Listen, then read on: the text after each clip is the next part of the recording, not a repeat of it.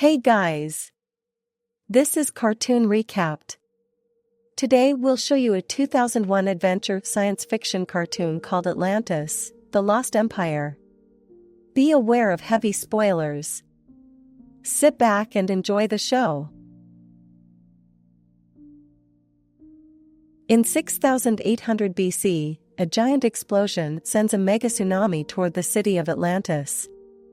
Leaving behind her husband, the king, and their young daughter, Princess Kida, the Queen of Atlantis merges with a floating crystal, creating a protective dome over the city's innermost district, as the tsunami sinks the continent and city beneath the waves.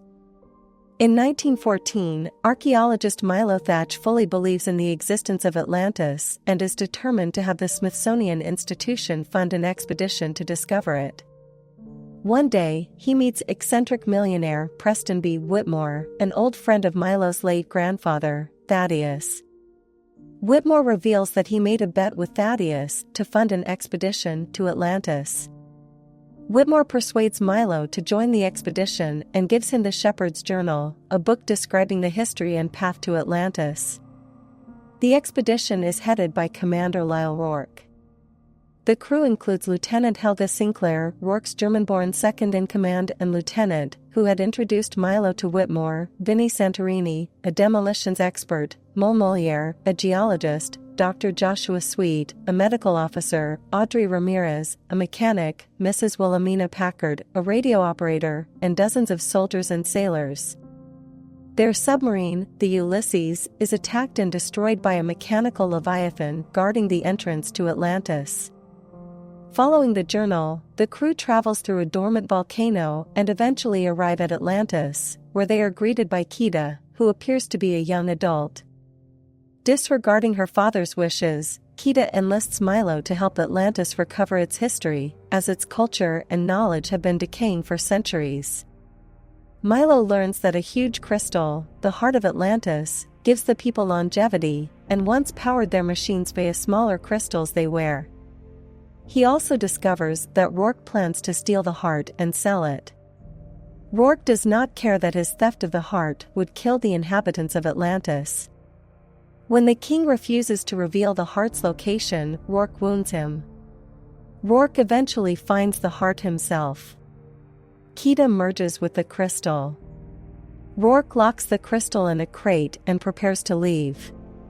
Milo convinces Vinnie, Audrey, Moliere, Packard, Sweet, and Cookie to turn on Rourke, unwilling to be responsible for the Atlanteans' extinction. Rourke, Helga, and the soldiers start for the surface with Kida, and destroy the bridge, to trap the others behind. The dying king gives Milo his own crystal, explaining that he tried weaponizing the heart, which caused the prior explosion and the queen's fate. He says the heart selects a royal host when the city is in danger, and begs Milo to save Atlantis and Kida, who will be lost to the heart forever if not separated from it soon. Milo and his friends rally the Atlanteans to reactivate their flying machines and pursue the mercenaries. They defeat Rourke's soldiers. Rourke and Helga try escaping with the crystal, however, Rourke betrays Helga and throws her off his airship, which contains the crate. As revenge, Helga shoots and damages the airship. While the airship burns, Milo slashes Rourke with a crystal-charged shard of glass, turning Rourke into a crystal monster. Rourke is then fatally shattered by the ship's propellers. The airship awakens the volcano as it crash lands. Milo and the rest flee back to Atlantis with Kida, who, still merged with the heart, rises into the sky and awakens ancient stone guardians, who create a dome to protect Atlantis from the lava flow. Once the danger is neutralized, the heart returns Kida, alive, to Milo. Milo decides to stay in Atlantis with Kida, whom he has fallen in love with. The crew returns to the surface, each gifted with a small Atlantean crystal and a portion of treasure.